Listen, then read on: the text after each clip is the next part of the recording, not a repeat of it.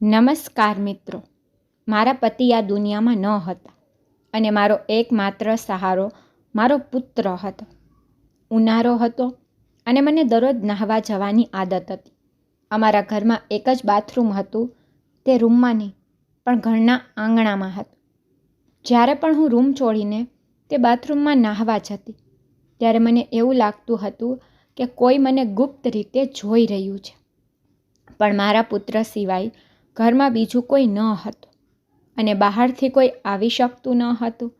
પહેલાં મેં વિચાર્યું કે કદાચ આ મારો વહેમ છે, પરંતુ ધીમે ધીમે મને વિશ્વાસ થવા લાગ્યો કે ચોક્કસપણે કંઈક ખોટું હતું. પરંતુ મારા મગજમાં માત્ર એક જ વાત આવી કે ઘરમાં માત્ર હું અને મારો યુવાન પુત્ર હતો. મને તેના પર શંકા ન કરાય, પરંતુ સમય જતાં મેં તેની કેટલીક એવી ક્રિયાઓ જોઈ. આ કારણે મારી શંકા વધવા લાગી. એક દિવસ જ્યારે તે ઘરે ન હતો ત્યારે મેં તેનો ફોન ઉપાડ્યો અને તપાસ કર્યો. તેના ફોન પર એક વિડીયો હતો જે જોઈને મારી આંખો સામે અંધારા આવી ગયા. તે વિડીયોમાં સ્પષ્ટ દેખાઈ રહ્યું હતું કે જ્યારે હું બાથરૂમમાં નાહવા ગઈ ત્યારે તેણે હેલો મિત્રો, મારું નામ ગાયત્રી છે અને મારા જીવનની સફર ઘણી અનોખી રહી છે. મારા લગ્ન થયા ત્યારે હું માત્ર 19 વર્ષની હતી. તે સમયે હું જીવનના પડકારો વિશે બહુ ઓછું જાણતી હતી, પરંતુ જેમ જેમ સમય પસાર થતો ગયો તેમ તેમ મેં જીવનના દરેક ઉતાર ચઢાવનો સામનો કર્યો અને શીખ્યું કે સંઘર્ષ અને પ્રેમથી દરેક મુશ્કેલીને પાર કરી શકાય છે. મારાથી ઉંમરમાં મોટા એવા ખૂબ જ સારા અને જવાબદાર માણસ સાથે મારા લગ્ન થયા હતા, પણ અમારી વચ્ચેનો પ્રેમ ઘણો ઊંડો હતો. અમે સાથે મળીને અમારા નાના પરિવારને ખુશ કરવાનો પ્રયાસ કર્યો. 1 વર્ષ પછી અમને એક પુત્ર થયો અને હું માતા બની. તે સમયે હું માત્ર 20 વર્ષની હતી અને મારો પુત્ર મારા માટે ભેટ હતો. મેં મારા પુત્રને મારી દુનિયા માનીને તેના ઉછેરમાં કોઈ કસર છોડી નહીં. જેમ જેમ મારો દીકરો મોટો થતો ગયો તેમ તેમ મારા પતિ અને મેં અમારા કુટુંબનું ભરણ પોષણ કરવા સખ્ત મહેનત કરી. પણ પછી એક દિવસ અચાનક મારા પતિનું અવસાન થયું અને આ મારા જીવનનો સૌથી મોટો આઘાત હતો. મેં ક્યારેય વિચાર્યું ન હતું કે મારી દુનિયા આ રીતે બદલાઈ જશે. હવે મારી સામે એક નવો પડકાર હતો. હવે મારે મારા પુત્ર સાથે જીવન વિતાવવાનું હતું, પરંતુ તેને જવાબદારીનો કોઈ અનુભવ ન હતો. તેને હંમેશા તેના પિતાના પડછાયા હેઠળ તેનું જીવન વિતાવ્યું અને ક્યારેય કલ્પના પણ નહોતી કરી કે એક દિવસ પરિવારનો બોજ તેને ઉઠાવવો પડશે. મારા પતિના ગયા પછી ઘરની બધી જવાબદારી મારા દીકરા પર આવી ગઈ. મેં તેને સમજાવ્યું કે હવે સમય આવી ગયો છે, તેને પોતાની જવાબદારી નિભાવવી પડશે. પરંતુ આ બધું તેના માટે નવું અને મુશ્કેલ હતું. અમારું ઘર બહુ મોટું ન હતું. માત્ર 2 રૂમ હતા અને બહાર બહુ મોટું આંગણું હતું અને આંગણામાં બાથરૂમ હતું.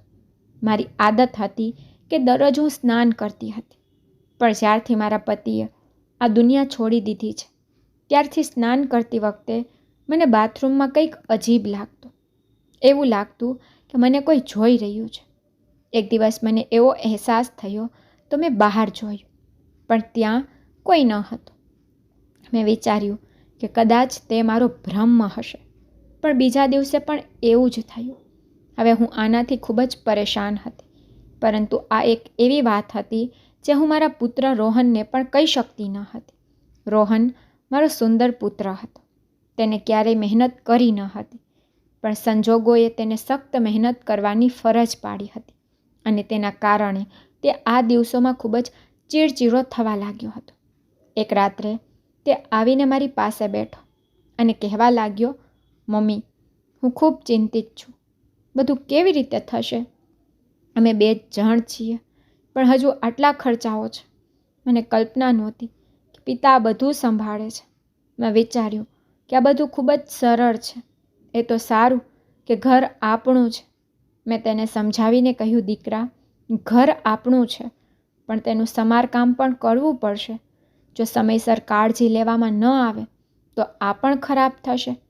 તો રોહને માથું પકડીને કહ્યું, હવે શું કરવું? પણ મને એક વિચાર છે કે તમે મારા લગ્ન કરાવો અને છોકરીવાળાઓ પાસેથી પૈસા માંગો. તે પૈસાથી અમે ઘરનું સમારકામ પણ કરીશું અને થોડો કારોબાર પણ કરીશું. જ્યારે મેં તેની પાસેથી આ સાંભળ્યું ત્યારે મને આશ્ચર્ય થયું. મેં તેને ઠપકો આપતા કહ્યું, મેં તેને આ બધું ક્યારેય શીખવ્યું નથી. છોકરીવાળાઓ પાસેથી પૈસા માંગવા એ સારી વાત નથી. તારા પિતાએ મારા માતા પિતા પાસેથી 1 રૂપિયો પણ લીધો નથી. અને જે વ્યક્તિ આવી વાત કરે છે તે મને બિલકુલ પસંદ નથી. મેં તને આવી વાતો કરવા મોટો કર્યો છે. કોઈની દીકરીને ઘરે લાવવી એ કંઈ નાની વાત નથી. તે પણ એક જીવિત માનવી છે. તેનું ધ્યાન રાખવું પડે છે. તારા પતિ ખૂબ સારા વ્યક્તિ હતા. હું ઈચ્છું છું કે તમે તેમના કરતાં વધુ સારા બનો. પરંતુ તું તો પહેલેથી જ છોકરીઓના દહેજ પર નજર રાખી રહ્યો છે. જો તારે કામ કરવું જ હોય તો મહેનત કર અને જાતે જ કંઈક કર. મારા પુત્રને મેં જે કહ્યું તે તેને ખૂબ જ ખરાબ લાગે. તેને કહેવાનું શરૂ કર્યું, મમ્મી, ખર્ચો બહુ વધારે છે. હું તમારી સાથે મારા દિલની વાત કરી રહ્યો હતો અને તમે મને આટલું લાંબુ લેક્ચર આપ્યું. ઠીક છે, મારા લગ્ન ન કરો. મેં કહ્યું, ત્યાં સુધી હું તારા લગ્ન નહીં કરું જ્યાં સુધી તને કાયમી નોકરી ન મળે. આ સાંભળીને તે આટલું કહીને ચાલ્યો ગયો કે આજકાલ નોકરી તો મળતી નથી. થોડો જુગાડ કરવો પડશે. મેં પૂછ્યું કે આ જુગાડ શું છે? તો તે કહેવા લાગ્યો, જુગાડનો અર્થ શોર્ટકટ્સ દ્વારા પૈસા કમાવા છે. મેં કહ્યું, આવાથી ક્યારેય કંઈ પ્રાપ્ત થતું નથી. વ્યક્તિને સખ્ત મહેનત કરવી પડે છે. રોહનના ગયા પછી હું એકલી બેસીને વિચારતી રહી. હવે હું મારા માત્ર પુત્ર વિશે જ નહીં પણ બાથરૂમમાં મને જે ડર અને વિચિત્ર લાગણી થતી હતી તેની પણ ચિંતા હતી. શું તે ખરેખર મારો ભ્રમ હતો કે આ મૂંઝવણનું કારણ બીજું કંઈક હતું? મને લાગ્યું કે જો હું આ વાત રોહનને કહીશ તો તે વધુ પરેશાન થઈ જશે. મારા પતિના ગયા પછી હું ખૂબ જ એકલતા અનુભવવા લાગી. ઘરની દિવાલો મને તાકી રહી હોય એવું લાગતું હતું અને દરરોજ રાત્રે જ્યારે હું પથારીમાં સૂતી હોતી ત્યારે એવું લાગતું હતું કે જાણે હું કોઈને અનુભવી શકું છું. મેં મારી જાતને સમજાવવાની કોશિશ કરી કે આ બધું મારા મનનો ભ્રમ છે, પરંતુ હજુ પણ એ ડર મારા હૃદયમાં ઊંડે સુધી બેઠો હતો. બીજા દિવસે સવારે મેં નક્કી કર્યું કે મારે મારી જાતને મજબૂત કરવી છે. હું મારા ડર અને ચિંતાઓને છોડી શકીશ નહીં. મેં નક્કી કર્યું કે હું મારા પુત્રને સાચો રસ્તો બતાવીશ અને તેને મહેનતનું મહત્ત્વ સમજાવીશ. મેં રોહનને તેના મનપસંદ નાસ્તા સાથે બોલાવ્યો અને થાળી પીરસ્યા પછી કહ્યું, રોહન, હું સમજું છું કે તારા પર ઘણું દબાણ છે અને આ બધું તારા માટે નવું છે, પરંતુ યાદ રાખ કે કોઈ પણ મોટી સફળતા માટે સખ્ત મહેનત અને ધીરજની જરૂર હોય છે. શોર્ટકટ દ્વારા ક્યારેય કંઈ પ્રાપ્ત થતું નથી અને જો કંઈક હાંસલ થાય તો પણ તે લાંબો સમય ટકતું નથી. મેં તેને કહ્યું, મને તારી પાસેથી ઘણી અપેક્ષાઓ છે અને મને ખાતરી છે કે તું સાચો માર્ગ ચૂનીશ, ભલે ગમે તેટલી મુશ્કેલીઓ ઊભી થાય. રોહને માત્ર માથું હલાવ્યું અને નાસ્તો કરવા લાગ્યો. હું જાણતી હતી કે તેને સમયની જરૂર છે, પરંતુ મને વિશ્વાસ હતો કે એક દિવસ તે મારી વાત સમજી જશે. સાંજે જ્યારે હું બાથરૂમમાં નહાવા ગઈ ત્યારે મને ફરી એ જ વિચિત્ર લાગણી અનુભવાઈ. એવું લાગ્યું કે જાણે કોઈ મને જોઈ રહ્યું છે. આ વખતે હું વધુ ડરી ગઈ, કારણ કે આ અનુભવ હવે રોજિંદો અનુભવ બની ગયો હતો. મને લાગ્યું કે હવે મારે તેની અવગણના કરવી યોગ્ય નથી. તેથી મેં નક્કી કર્યું કે આ વિશે કંઈક કરવું જોઈએ. તેથી મેં બાથરૂમના દરેક ખૂણે તપાસ કરી, પરંતુ કંઈ પણ અસામાન્ય મળ્યું નહીં. મેં વિચાર્યું કે કદાચ તે મારી માનસિક સ્થિતિની અસર છે, પણ શું ખરેખર એવું હતું?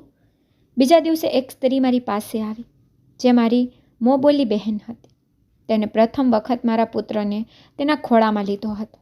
જ્યારે તેનો જન્મ થયો ત્યારે એક દાઈ હતી. તેને કહ્યું, તું રોહનને કેમ કંઈ સમજાવતી નથી? તે જેની સાથે બેસે છે એ લોકો જરા પણ સારા નથી. શું તમે જાણો છો તેના મિત્રએ શું કર્યું છે? જો હું તમને કહું તો તમને પણ નવાઈ લાગશે અને મને લાગે છે કે તમારા દીકરાએ પણ આવું જ કર્યું હશે. મેં પૂછ્યું, તારા કહેવાનો શું અર્થ છે? તો તે કહેવા લાગી તેના 2 મિત્રએ એક છોકરી સાથે તે હજુ બોલી રહી હતી ત્યારે મને સમજાયું કે તે શું કહેવા માંગે છે. મેં કહ્યું, ના, તમે ખોટું બોલો છો. તેને કહ્યું, હું કેમ ખોટું બોલીશ? આખો મહોલ્લો આ જાણે છે. સારા નસીબે હજુ તારા પુત્ર વિશે કોઈ સમાચાર આવ્યા નથી. મેં કહ્યું, મારો દીકરો આ ન કરી શકે. તેને કહ્યું, હું પણ રોહનને ઓળખું છું. તે આ કરી શકતો નથી. પરંતુ જ્યારે તે આવા ખરાબ લોકો સાથે રહેશે ત્યારે તે આવતીકાલે ચોક્કસ કંઈક કરશે. અને જો તે ન કરે તો પણ તેના મિત્રો તેને દોષી ઠેરવીને બચી જશે. આમ પણ તે ખૂબ જ અમીર લોકો છે અને આપણા ગરીબ લોકોનું શું? તેની વાત એકદમ સાચી હતી. અમીર લોકો તો આવા કિસ્સાઓમાંથી બચી જાય છે અને ગરીબ પોલીસના હાથે પકડાઈ જાય છે. કદાચ તેથી જ મારો પુત્ર આવી વાતો કરવા લાગ્યો હતો. તે ઘણીવાર કહેતો કે હું જુગાર કરીશ. એક દિવસ વહેલી સવારે હું નહાવા માટે બાથરૂમમાં ગઈ ત્યારે મને લાગ્યું કે મારી પાસે કોઈ ઊભું છે. મારા મોં પર સાબુ હતો તેથી હું મારી આંખો ખોલી શકી નહીં. પણ અચાનક મને કોઈના શ્વાસનો અવાજ સંભળાયો. જાણે કે નજીકમાં કોઈ શ્વાસ લઈ રહ્યું હોય. હું ડરી ગઈ અને ઝડપથી મારા કપડાં પહેરીને બહાર આવી ગઈ. હું બહાર આવી તો મેં જોયું કે સામે મારો દીકરો ઊભો હતો. તેની હાલત જોઈને લાગી રહ્યું હતું કે તે ભાગીને આવ્યો છે. તેણે તરત જ પૂછ્યું, શું થયું મમ્મી? તું પરેશાન લાગે છે? મેં તેની સામે જોયું અને કહ્યું કે તું મારા કરતાં વધુ પરેશાન લાગે છે. શું થયું? તેને કહ્યું, એવું કંઈ નથી. તમે જ કહો કે શું થયું? પણ હું તેને શું કહું? મેં તેને પૂછ્યું, તું બહારથી આવ્યો ત્યારે અહીંથી કોઈને જતા જોયું? તેને આશ્ચર્યચકિત થઈને પૂછ્યું, આનો અર્થ શું છે? ઘરમાં કોઈ માણસ આવ્યો હતો? એવું હોય તો પછી હું તેને જીવતો નહીં છોડું. મેં તેને શાંત પાડ્યું અને કહ્યું, પહેલાં આખી વાત તો સાંભળ. મેં તેને કહ્યું કે મને લાગ્યું કે જાણે કોઈ નજીકમાં ઊભું છે. મેં તેને આખી વાત કહી નહીં કારણ કે હું શરમ અનુભવતી હતી. તે કહેવા લાગ્યો, ના, હું હમણાં જ બહારથી આવ્યો છું. અહીં તો કોઈ ન હતું, ન તો શેરીમાં કે ન કોઈ આસપાસ દેખાતું હતું. હું વિચારવા લાગી કે કોઈ નથી તો પછી મેં અનુભવ કર્યો તે શું હતો? કોઈ આટલી ઝડપથી ભાગી ન શક્યું હોત. પણ થોડા દિવસો પછી બીજી આવી જ ઘટના બની. હું બાથરૂમમાંથી બહાર આવી ત્યારે મારો દીકરો ત્યાં ફરી ઊભો હતો. આ મારા માટે ખૂબ જ વિચિત્ર હતું કે મને કેમ એવું લાગતું હતું કે કોઈ મને જોઈ રહ્યું છે. અને પછી મારા બહાર આવતા જ મારો દીકરો હંમેશા મારી સામે ઊભો રહેતો. મારા દીકરા સિવાય આ ઘરમાં બીજું કોઈ ન હતું. પણ શું મારો દીકરો આ કરી શકે? પણ એક દિવસ મારી મિત્ર મારી પાસે આવી અને કહ્યું કે તૃપ્તિ છે ને, તેમની 17 વર્ષની દીકરી રિયાનો વિડીયો વાયરલ થયો છે. મેં પૂછ્યું, કેવો વિડીયો? તો તેને કહ્યું, એ જ વિડીયો જે આજકાલ વાયરલ થાય છે અને હલચલ મચાવે છે. મેં કહ્યું, આ તો બહુ ખરાબ વાત છે. મેં કહ્યું, આ વિડીયો કોણે વાયરલ કર્યો છે? તો તેને કહ્યું, જો હું તને કહું કે આ વિડીયો કોણે વાયરલ કર્યો છે તો તમે પણ પાગલ થઈ જશો. મેં જિજ્ઞાસાથી કહ્યું, મને કે. પછી તેણે મને કંઈક કહ્યું જે સાંભળીને હું આશ્ચર્યચકિત થઈ ગઈ. હું વિચારવા લાગી કે આ સમાજ કઈ દિશામાં જઈ રહ્યો છે. તેને કહ્યું કે રિયાનો વિડીયો તેના જ પતિએ વાયરલ કર્યો છે. બંને એટલે કે રિયા અને તેનો પતિ આ મામલામાં સામેલ છે. તેણે આ વિડીયો લાખો રૂપિયામાં વહેંચ્યો છે. તે કહે છે કે થોડા દિવસો પછી લોકો તેને ભૂલી જશે અને જ્યારે કોઈ પૂછશે તો કહેશે કે તે વિડીયો ખોટો હતો. મેં આશ્ચર્ય સાથે પૂછ્યું, તને આ વાત કેવી રીતે ખબર પડી? તેને કહ્યું, તે બધું છોડ, પણ માત્ર પૈસા કમાવા માટે એક પતિ પોતાની પત્નીનો વિડીયો વાયરલ કરી રહ્યો છે. આપણે નથી જાણતા કે આ સમાજ કઈ દિશામાં જઈ રહ્યો છે. આપણે આપણા બાળકોનું ધ્યાન રાખવું જોઈએ. તેને પ્રિયંકા નામની યુવાન પુત્રી હતી. તે ઈચ્છતી હતી કે તેના લગ્ન મારા પુત્ર સાથે થાય. મને પણ પ્રિયંકા બહુ પસંદ હતી. એકવાર મેં રોહનને આ વિશે વાત કરી તો તેને કહ્યું કે છોકરી ખરાબ નથી, પણ માએ એક શરત મૂકી છે. મને આ પસંદ નથી. તે પણ અમારી જેમ ગરીબ છે. આપણે અમીર પરિવારમાંથી વહુ લાવવી જોઈએ. હું તેને સમજાવતી હતી કે આવી વાત ન કર. ગરીબોના ઘરમાં ગરીબોની જ દીકરીઓ આવે છે. અમીરોની દીકરીઓ ગરીબોના ઘરમાં ટકી શકતી નથી. મારો દીકરો આટલો લાલચી ક્યારે થઈ ગયો તે હું સમજી શકતી ન હતી. મેં તેને કહ્યું, પહેલાં સારી નોકરી શોધ, પછી હું તારા લગ્ન પ્રિયંકા સાથે કરીશ. પણ વધુ સમય નહીં લઈ શકું, કારણ કે તે પણ યુવાન છે અને હવે તારા પપ્પા પણ આ દુનિયા છોડીને ચાલ્યા ગયા છે. તો હવે તારે બધું જ જોવું પડશે. તેથી કોઈ નોકરી કરે તે સારું છે. મારો દીકરો કહેવા લાગ્યો કે મને નોકરી નથી મળી, પણ મને એક કામ મળ્યું છે જેમાં ઘણા પૈસા છે, પણ કામ થોડું ખોટું છે. મેં પૂછ્યું, તારો મતલબ શું છે? શું કામ છે? અને તું કેમ કહે છે કે થોડું ખોટું છે? ખોટું એ ખોટું, થોડું ખોટું શું છે? મારા પુત્રએ કહ્યું, મમ્મી, તમને જણાવતા મને અફસોસ થાય છે. એવું નથી, હું તમને પછી કહીશ. અને આટલું કહીને તે ચાલ્યો ગયો. પણ હું વિચારવા લાગી, શું રોહન ખોટા રસ્તે જઈ રહ્યો હતો?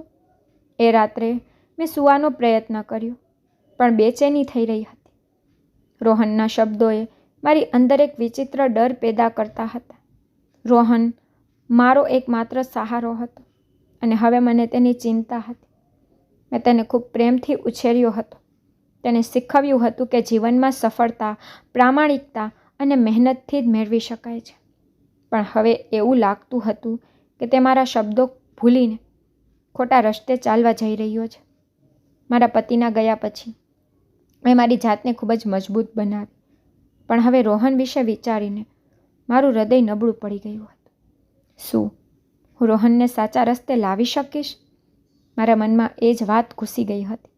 જ્યારથી મેં સાંભળ્યું હતું કે તેના પતિએ તેનો વિડીયો વાયરલ કર્યો છે, આ વાત મારા હૃદયમાં પણ ઘૂસી ગઈ. મેં વિચારવાનું શરૂ કર્યું કે મારી સાથે પણ કોઈ આ કરી શકે છે. શું કોઈ મને વારંવાર જોવે છે અને મારો વિડીયો બનાવે છે અને મને ખબર પણ નથી? તે વિશે વિચારીને જ મારું હૃદય દુખવા લાગ્યું હતું. મેં મારું આખું જીવન મારા પતિ સાથે ખૂબ જ સારી રીતે વિતાવ્યું હતું. હું એક શરીફ સ્ત્રી હતી અને હવે આ ઉંમરે મારી સાથે આવું કંઈક થયું હતું તો હું શું કરત? જો મારા યુવાન પુત્રને ખબર હોત કે આ બધું કોણ કરી રહ્યું છે તો તે ચૂપ ન રહ્યો હોત. આ બધું વિચારીને મને ખૂબ જ ડર લાગતો હતો. મારી ઉંમર હજુ માત્ર 33 વર્ષની હતી. મારો દીકરો યુવાન હતો અને હું તેના લગ્ન કરવા માંગતી હતી. એક વખત નહાતી વખતે હું બાથરૂમની બારી પાસે કપડું રાખી ગઈ, પણ જ્યારે હું નહાઈને બહાર આવી તો કપડું તેની જગ્યાએથી હટી ગયું હતું. હજુ હું ગભરાઈ ગઈ, પણ મારી સાથે આ બધું કરનાર કોણ હતું? પણ એ પણ વિચારવા જેવું હતું કે હું કયા સમયે નાહવા જાઉં છું એ બહારની વ્યક્તિને કેવી રીતે ખબર પડે? કારણ કે હું એક સમયે તો નાહવા જતી ન હતી. ક્યારેક હું સવારે સ્નાન કરતી, ક્યારેક બપોરે અને ક્યારેક રસોઈ કર્યા પછી. અને ઉનાળાની ઋતુમાં હું દિવસમાં 2 વાર સ્નાન કરતી હતી, કારણ કે મને ખૂબ ગરમી લાગતી હતી અને મને સ્વચ્છ અને સુઘડ રહેવાનું વધુ પસંદ હતું. હું સમજી શકી ન હતી, પરંતુ પછી મેં મારા પુત્રને કહેવાનું નક્કી કર્યું. મેં તેને સ્પષ્ટપણે કહ્યું ન હતું કે મને ખાતરી છે, પરંતુ મેં તેને કહ્યું કે જ્યારે હું સ્નાન કરવા જાઉં એવું લાગે છે કે કોઈ મને જોઈ રહ્યું છે. મને શંકા છે કે તે સ્કાયલાઇટ બાજુથી છે. મેં વિચાર્યું કે આ સાંભળીને મારો દીકરો પાગલ થઈ જશે અને કહેશે કે તે કોણ છે તે હું શોધી લઈશ અને તેને છોડીશ નહીં. પરંતુ તેના જવાબથી મને આશ્ચર્ય થયું. તેને ફક્ત કહ્યું કે કોઈ સમસ્યા નથી, તમને આ વહેમ હશે. આ વાત બાજુ પર રાખો, ચિંતા કરવાની જરૂર નથી. આવું કામ કોણ કરી શકે? તમે આ બધી વાતો ભૂલી જાઓ. મને આશ્ચર્ય થયું કે તેને આટલા હરવાશથી આ વાત કેમ લીધી. મને તેની પાસેથી આવી પ્રતિક્રિયાની બિલકુલ અપેક્ષા ન હતી. તે ખૂબ જ ગુસ્સેવાળો હતો અને જ્યારે તેની માતાની વાત આવતી ત્યારે તે વધુ ગુસ્સે થઈ જતો હતો.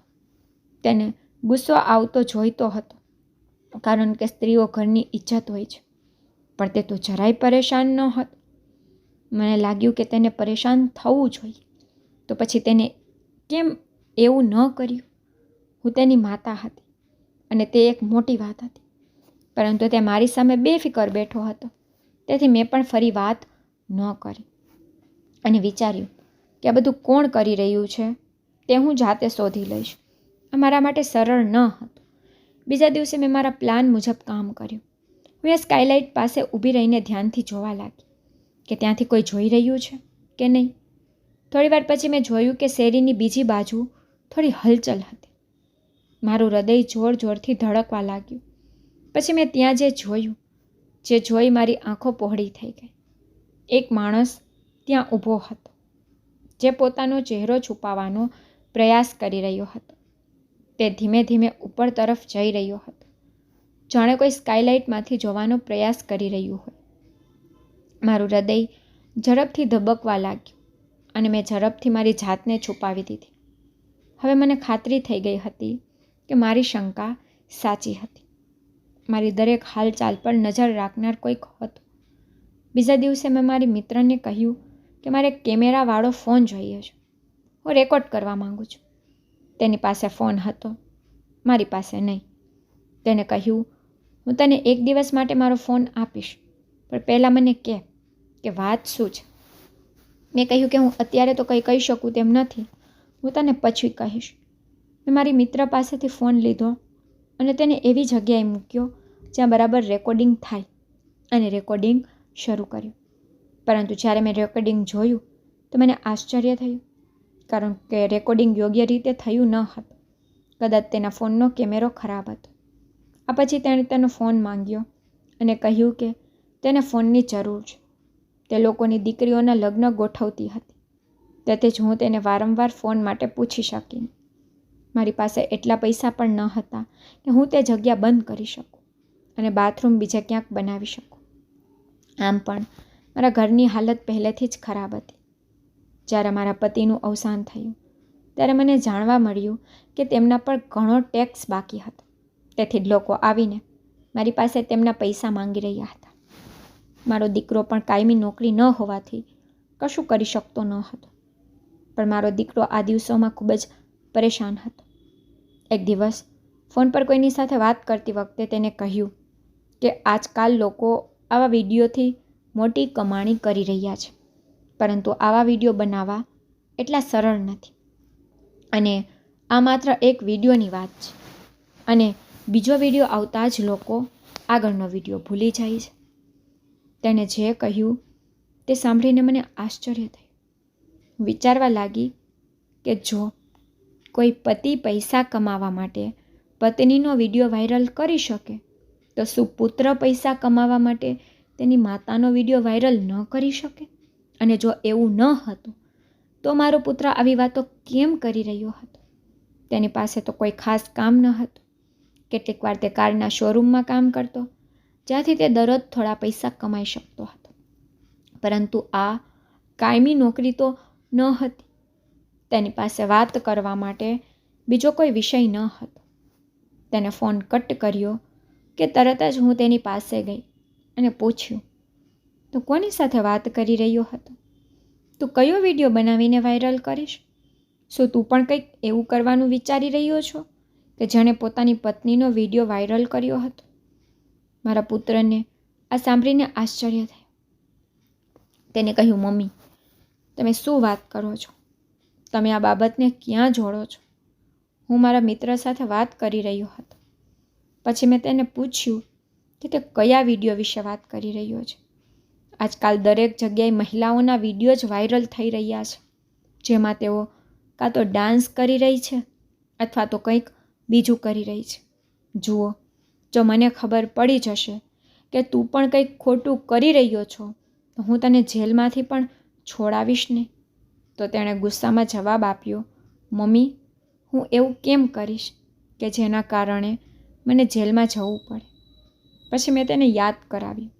મેં તેને કહ્યું કે હું જ્યારે નાહવા જાઉં છું ત્યારે મને એવું લાગે છે કે કોઈ બહાર ઊભા રહીને મને જોઈ રહ્યું છે. તે તેના વિશે શું કર્યું? પહેલાં તો તે નર્વસ હતો. પછી તેણે કહેવાનું શરૂ કર્યું, મેં તમને કહ્યું ને, આ તમારો વહેમ છે, એવું કંઈ નથી. હવે મને પણ ગુસ્સો આવ્યો. મેં તેને કહ્યું, અને જો આવું થશે તો તું શું કરીશ? તું તેનું શું ઉખાડી નાખીશ? તને શરમ આવવી જોઈએ. જા, પહેલાં ઉછીના પૈસા લઈ આ બાથરૂમની સ્કાયલાઇટ બંધ કરાવ. સ્કાયલાઇટ એટલી મોટી છે કે વ્યક્તિ અહીંથી કૂદી પણ શકે છે. જ્યારે તારા પિતાએ બાથરૂમ બનાવ્યું ત્યારે જમાનો આવો ન હતો. મેં વિચાર્યું કે આ બધું સાંભળીને તું ગુસ્સાથી લાલ થઈ જઈશ અને કંઈક કરીશ, પણ તું બેકાર બેઠો છે. પણ મારા દીકરાએ એક વિચિત્ર વાત કહી. તેને કહ્યું, જો તમને લાગે કે બાથરૂમમાં જતી વખતે કોઈ તમને જોઈ રહ્યું છે તો પછી તમે બાથરૂમમાં ન જાઓ. હવે હું આ વિશે ઘણું વિચારતી રહી અને હવે મને સમજાયું કે મારે શું કરવાનું છે. આ ઘરમાં બીજું કોઈ ન હોવાથી મારે મારા પુત્ર પર નજર રાખવાની હતી અને બહારથી કોઈ અજાણી વ્યક્તિ અમારા ઘરે આવતી ન હતી. તેથી મને આશ્ચર્ય થયું કે મારા પુત્રને અચાનક શું થયું છે. પહેલાં તેને નાની નાની વાત પર ગુસ્સો આવતો હતો, પણ હવે તે સાવ નોર્મલ થઈ ગયો હતો. બીજી તરફ પ્રિયંકાની માતા વારંવાર કહેતી હતી કે તેની પુત્રી મારા પુત્રને પસંદ કરે છે. તે ઈચ્છતી હતી કે હું તેને સારી નોકરી મેળવવા માટે કહું જેથી તેઓ સગાઈ કરી શકે. પરંતુ મને લાગતું હતું કે આ દિવસોમાં હું સમજી શકતી નથી કે મારો પુત્ર જ કઈ દિશામાં જઈ રહ્યો છે. પણ પ્રિયંકા પણ પાગલ હતી, જેને રોહન સાથે પ્રેમ થઈ ગયો હતો. એક દિવસ હું નાવા ગઈ. બહાર આવી તો રોહનનો ફોન તેના રૂમમાં પડેલો હતો. મને ખબર નહીં મારા મગજમાં શું આવ્યું. મેં વિચાર્યું કે કેમ ન તેનો ફોન તપાસું અને જોઉં કે તેમાં છે શું. છેવટે તે મારો પુત્ર હતો અને મને તેનો ફોન ચેક કરવાનો અધિકાર હતો. તેથી મેં ફોન ઉપાડી ખોલી તો તેમાં એક વિડીયો હતો. તે વિડીયો જોયા પછી મારા પગ નીચેથી જમીન સરકી ગઈ. તે વિડીયો બાથરૂમનો હતો અને તેમાં શું થઈ રહ્યું હતું તે સ્પષ્ટ દેખાઈ રહ્યું હતું. મારી આંખોમાં આંસુ આવી ગયા અને મારી હાલત વિચિત્ર થઈ ગઈ. બીજો કોઈ વિડીયો છે કે નહીં તે જોવા માટે મેં ફરીથી ફોન તપાસ્યો, પરંતુ ત્યાં માત્ર એક જ વિડીયો હતો. હું તે વિડીયો જોઈ રહી હતી જ્યારે અચાનક કોઈએ મારા ખંભા પર હાથ મૂક્યો. હું ચોંકી ગઈ અને પાછળ ફરીને જોયું તો મારો પુત્ર ત્યાં ઊભો હતો. તેને જોયું હતું કે તેનો ફોન મારા હાથમાં હતો અને મેં તે વિડીયો જોયો હતો. આ જોઈને મારા પુત્રનો ચહેરો ગંભીર થઈ ગયો. તેની આંખોમાં ભયની છાયા હતી. મારી આંખોમાં પણ એક પ્રશ્ન હતો જેને હું આખરે પૂછવા બેઠી અને જવાબ સાંભળીને હું દંગ રહી ગઈ. મેં મારા પુત્ર તરફ જોયું. મારી આંખોમાં આંસુ આવી ગયા. મેં તેને કહ્યું કે તે આ બધું કેવી રીતે કર્યું અને કેમ કર્યું. હવે તેની આંખોમાં પણ આંસુ આવી ગયા અને તેના હાથ પગ ગુસ્સાથી ધ્રુજવા લાગ્યા. તેને ઊંડો શ્વાસ લીધો અને કહ્યું, મેં તે જ દિવસ કર્યું હતું જ્યારે તમે મને કહ્યું હતું કે કોઈ તમને ગુપ્ત રીતે જોઈ રહ્યું છે. તમે શું વિચારો છો? હું હાથ પગ પકડીને બેસી ગયો? જ્યારે તમે કહ્યું કે કોઈ તમને જોઈ રહ્યું છે ત્યારે મને ખૂબ ગુસ્સો આવ્યો, પણ હું જાણતો હતો કે મારો ગુસ્સો તમને પરેશાન કરશે અને તમે ડરી જશો. તેથી મેં તમને કંઈ ન કહેવાનું નક્કી કર્યું. મેં પહેલાં સ્કાયલાઇટ પર એક નાનકડો કેમેરો લગાવ્યો હતો જેનું મોં બહાર તરફ હતું, જેમાંથી હું બહારના દ્રશ્ય જોઈ રહ્યો હતો. અને એ જ કેમેરાથી મને ખબર પડી કે તે અમારા વિસ્તારનો એક છોકરો હતો જે શેરીમાં ઊભો રહીને જોતો હતો. તરત જ તેને પાણી પડવાનો અવાજ સંભળાતો ત્યારે તે સમજે છે કે કોઈ અંદર નહાવા ગયું છે અને પછી તે અંદર જોવાનો પ્રયાસ કરે છે. મેં તેનું નામ અને ઘરનું સરનામું શોધી કાઢ્યું. મને તો થયું હું તેના ઘરે જાઉં અને તેને ગોળી મારી દઉં. પરંતુ જ્યારે મેં મારા મિત્ર સાથે વાત કરી ત્યારે તેણે સમજાયું કે આમ કરવાથી કંઈ પ્રાપ્ત થશે નહીં. તેને તારી માતાના કેટલાક વિડીયો બનાવ્યા છે જે તેની પાસે છે. અમારે પહેલાં તે વિડીયો હટાવવા પડશે. હું તેની સાથે વાત કરતો હતો જ્યારે તમે મારી વાત સાંભળી હતી.